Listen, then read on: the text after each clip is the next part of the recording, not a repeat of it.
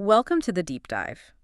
Today, we're tackling a really critical topic, monitoring hazardous substances in the workplace. Absolute crucial. Our mission for you today, get you up to speed fast on the standards, the OELs, the math behind them, like TWA, who does what, and the tools they use. Basically, everything you need to understand worker safety from airborne hazards. Yeah, and it all starts with occupational exposure limits, or OELs. These are essentially the concentration standards we work to. They often get written into law, like the COSHH regulations here in the UK. Right. But they usually start as professional guidelines. And here's a really important point right from the ILO definition. OELs are concentrations believed not to cause adverse health effects. Believed, so not guaranteed. Exactly. Based on current science. It's a guidepost, like you said earlier, a benchmark. Mm-hmm. But it might not protect absolutely everyone. Things change, science evolves. Okay, that's a huge distinction to make right off the bat. So these limits, they start as guidelines, then become legal minimums. That's right. And we're dealing with different types of risk, right? Things that harm you slowly versus things that hit you fast. So what are the two main types of limits we need to get our heads around? Good question. We've got the long-term exposure limits, or LTLs. These are based on an 8-hour time-weighted average, the TWA. Okay, 8 hours, that's for the chronic stuff, like effects building up over years. Precisely. Controlling those long-term health issues. Then, for the immediate risks, we have the short-term exposure limits, STILs. Ah, the short bursts. Yes. These use a much shorter time frame, typically the 15-minute TWA. They're all about controlling those acute effects, dizziness, irritation, that sort of thing, from brief high exposures. Okay, that makes sense. LTL for the long haul, SEL for the spikes. Which brings us to the math. Because workplace air isn't constant, is it? Concentrations go up and down. Absolutely. A process starts, a door opens, ventilation changes. So how do you apply a fixed 8-hour limit when the actual exposure level is, all over the place during a shift? That's where the time-weighted average, the TWA, comes in. It's actually quite clever. It allows levels to go above the limit for periods. Oh, really? Yeah, provided those peaks are balanced out by equivalent periods below the limit during that reference period. Whether it's 8 hours for the LTEL or 15 minutes of the STEL, you're calculating the average exposure over the whole time. Okay, let's make that real. The source had that nitromethane example. Say the LTEL is 100 ppm. Right. And maybe for an hour, something goes wrong, and the level shoots up to 180 ppm. But for the other 7 hours, it's way, way down, almost nothing. What's the verdict? Well, you do the calculation for the full 8 hours. If that overall average TWA comes out at, say, 60 ppm. Which is well below the 100 ppm LTL. Good. According to the LTLL, the exposure was acceptable. The chronic risk was managed because the high dose was averaged out. Okay, got it. But wait. If the 8-hour average is fine, why are we worried about that 15-minute STEL? Didn't the average take care of the spike? Because the STEL is about the acute risk. That short, high exposure might be dangerous right then and there, even if the 8-hour average is okay. That's the whole point of the STEL. Put a ceiling on those peaks. I see. So in your example, if the STEL for nitromethane was, say, 150 ppm. And the worker was exposed to 180 ppm for that hour, Yeah. which is definitely more than 15 minutes. Then the STEL was exceeded. Even though the 8-hour LTL was fine, the controls weren't good enough to prevent that dangerous short-term peak. You have to reduce that peak exposure. Wow. Okay, so you can pass one test and fail the other. That's a critical takeaway. Controls need to handle both. Absolutely. And just a quick note, if a substance doesn't have a specific STEL assigned, UK guidance, like an EH40, often suggests a kind of default STEL. Oh, what's that? Usually it's 3 times the LTEL value, averaged over 15 minutes. It's a fallback to make sure those acute risks are still managed. Good to know. Okay, so we have the limits, the math. Now, who actually does all this monitoring work? We hear about health and safety professionals and occupational hygienists. Are they the same? Not quite, though they work very closely. Think of the occupational hygienist as the specialist. They often focus on specific hazards, chemicals, noise, asbestos, vibration. The technical expert? Exactly. Their job follows a clear process. Identify the hazard, measure the exposure, actually collecting the data, often using personal monitoring. We'll get to the tools later. Right. Then evaluate the risk, which means comparing their measurements to the OBLs. And finally, help identify and test the control measures needed. They provide the hard data, the technical assessment. So where does the general health and safety professional fit in? They're often managing the overall strategy. They'll have the bigger picture view, historical exposure data, understanding shift patterns, knowing which groups of workers might be at risk. And they do some initial checks, too. Yes, absolutely. They often conduct the first, Simpler qualitative assessments. Things like, noticing unusual smells, looking for visible dust clouds with a dust lamp, checking if ventilation seems to be working properly. They help decide if bringing in the specialist hygienist for detailed measurement is actually necessary. So it's a strategic process, not just random sampling. I know the UK's guidance, HSG 173, lays out a kind of logical path for this. It does. It's very useful. It generally follows a three-stage approach. Stage 1 and 2 are often combined into the initial appraisal. The qualitative part. Mostly, yeah. Gathering information. What substances are used, how are they used, what controls are already in place, like LEV or RPE, are they working? Maybe using simple tools like smoke tubes to see airflow. The key question is, can we confidently say exposure is acceptable, or are we uncertain? And if uncertain. You move to the basic survey. This is where you start estimating personal exposure. You might focus on the workers likely to have the highest exposure or worst-case tasks. You could use semi-quantitative methods like maybe certain types of detector tubes or do some initial quantitative sampling. Getting some numbers, but maybe not the full detailed picture yet. Exactly. If that survey still flags up a potential problem or if the process is really complex, then you escalate to the detailed survey. And that's for the really tricky or high-risk situations. Precisely. Detailed surveys are needed when your basic survey suggests exposure is getting close to the OEL, or you're dealing with really nasty stuff, carcinogens, mutagens, respiratory sensitizers. You need very robust data to pinpoint the problems and justify potentially expensive new controls. Makes sense.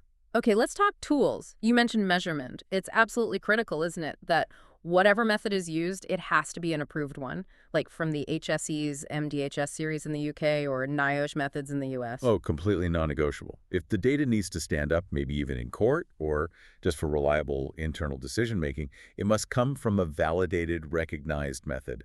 Otherwise, the numbers are basically meaningless. Right. So what kind of tools are we talking about? You mentioned direct reading instruments. Yeah, things like photoionization detectors or PIDs. They're popular because they give you a reading right away. In real time. Advantages. Continuous monitoring, instant results, really useful for spotting those peaks we talked about, the Stell excursions, or finding leaks quickly. Disadvantages. Well, they can be quite expensive. They need very careful, regular calibration. And a big one, they often respond to a whole range of chemicals at once. So if you got a mixture of solvents in the air, the PID might give you a total reading, but it doesn't tell you which solvent is the main problem without further analysis. Okay, so good for screening, maybe less specific. What about simpler things like those stain tubes? Detector tubes, like the Draeger ones. They're great for quick spot checks, what we call grab samples. You use a hand pump to draw a specific volume of air through a glass tube packed with a chemical reagent. And a color stain appears. Exactly. The length of the color stain relates to the concentration, usually against the scale printed on the tube. Simple, relatively cheap for a single check. But I've heard they can be a bit temperamental. They can be, yes. Very sensitive to environmental conditions. Temperature is a big one. The sources mention a 10-degree C change can actually double or halve the reaction speed, throwing the reading way off. Yeah. Pressure affects them too, and they have a limited shelf life because the chemicals degrade. So, useful for indicative checks, but you need to be aware of the limitations. Okay. Now, shifting from gases and vapors, what about dusts, particulates? How do you sample what someone's actually breathing in? For that, you typically use personal sampling. We set up what's called a sampling train. It's basically a small, calibrated air pump, usually worn on the worker's belt. Okay. Connected by a flexible tube to a special sampler head, which holds a pre-weighed filter. And that sampler head is clipped onto the worker's collar, right in their breathing zone. So it's collecting the air they're actually inhaling. That's the goal. The pump draws air through the filter for a set period, usually a full shift for an LTLO measurement. Afterwards, the filter goes back to the lab for gravimetric analysis. Gravimetric. Just means weighing, right? Yeah. Essentially, yes. They weigh the filter very accurately before and after sampling. The difference in weight is the amount of dust collected.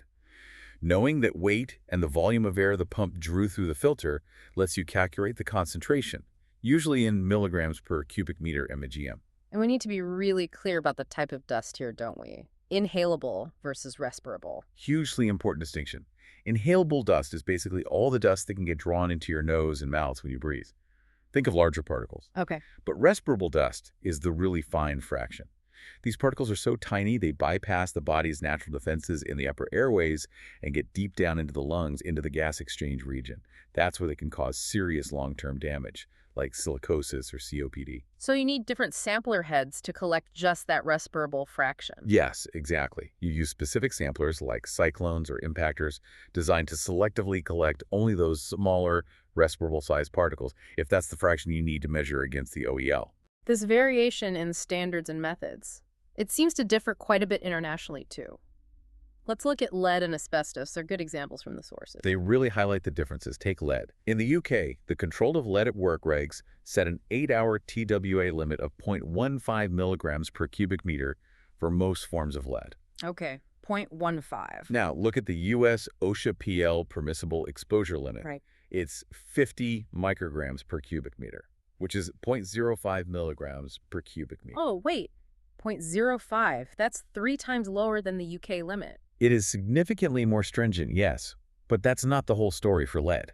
Air monitoring isn't enough. Why is that? Because lead gets into the body through ingestion-contaminated hands, food, and skin absorption too, not just breathing it in. Ah, right. So controlling the air concentration alone doesn't fully manage the risk.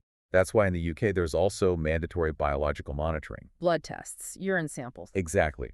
To measure the actual amount of lead absorbed into the worker's body, regardless of the road it took. And those results are compared to biological limit values. Fascinating. Okay, what about asbestos? That has really unique units and rules. It does. Asbestos isn't measured by weight, like dust, but by the number of fibers in a volume of air specifically, fibers per cubic centimeter, or XDMA. Fibers per cc. And the measurement periods differ too. The UK control limit is 2.1 FCM, averaged over 4 hours. 4 hours, shorter than the usual 8. Yes. Now, the US OSHA PL is the same concentration, 0.1 FCM, but it's averaged over 8 hours. However, they also have a strict short-term limit and excursion limit of 1 FCM averaged over just 30 minutes. So different averaging times and an extra short-term cap in the US. And how on earth do you count invisible fibers on a filter? That's done using a microscope technique called phase contrast microscopy, or PCM. It's quite specialized work. I bet. The analyst chemically treats the filter to make it transparent, then views it under the microscope. They don't count all fibers, only specific ones defined as countable fibers. Countable fibers. What makes a fiber countable? It has to meet strict size criteria. Longer than 5 micrometers, thinner than 3 micrometers, and with a length-to-width ratio of more than 3 to 1. It's very precise, meticulous counting. Incredible detail. Well, this has been a fantastic deep dive. We've covered the OELs, the LTLs, the STELs. Got into the TWA calculations. Distinguished the roles of the hygienist and the H&S professional, walked through that strategic monitoring approach. And looked at the toolkit, PIDs, tubes, pumps, filters, microscopes. Exactly. A lot of ground covered. And the thing to remember is that it's often a cycle. You monitor, you control, but then you need routine checks, maybe reappraisals if things change. And the focus ultimately has to be on personal sampling. Right, measuring what the individual is actually exposed to in their breathing zone. Static monitors fixed on a wall don't always tell the full story. Not for personal exposure limits, no. Which brings us to the final, really crucial point, interpreting all this data. As a safety professional, you need to be able to read that hygienist's report and really understand it. Absolutely. Not just look at the final number, but check. Was the right strategy used? Was the equipment calibrated? Were the samples representative of the actual work? You need to verify the competence behind the results. Before you take action based on them. Exactly. And that leads to maybe the most important question for you listening to this. Let's say you get a report back. It says an 8-hour TWA for general nuisance dust is 13.6 milligm of Dini. Okay. And the UK workplace exposure limit for that kind of dust is generally 10 milligm. What does that 13.6 actually mean? It means it's too high. It's unacceptable. Right. The number itself is just data. The knowledge is understanding that it means the current controls aren't working, the exposure is unacceptable, and you must take action. You need to investigate further, implement better controls, maybe redesign the process. That calculation demands action. That's the real takeaway.